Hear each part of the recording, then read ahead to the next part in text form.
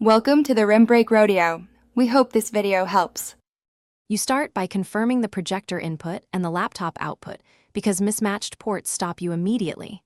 Plug the correct adapter, connect power, and set the projector to the same input. Once done, open Chrome and ensure it's updated. Updates fix casting and security issues. Make sure your laptop and projector are on the same network if using wireless. You'll save time by having the cable and adapter ready, so switching to display settings is straightforward and fast. You now choose how the screen appears, duplicated for simple presentations, extended for dual screen control. On Windows or Mac OS, set duplicate or extend and pick resolution that the projector supports. In Chrome, open menu, choose cast, then pick whether to cast a tab, your desktop, or a file. This controls bandwidth and latency.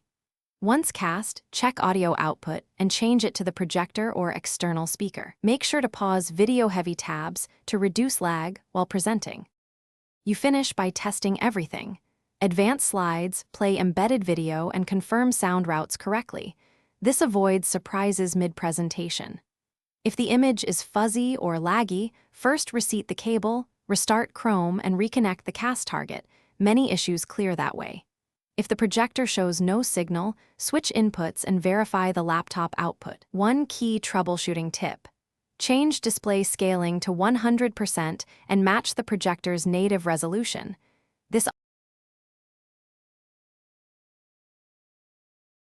Thanks for watching. Consider subscribing if we helped you.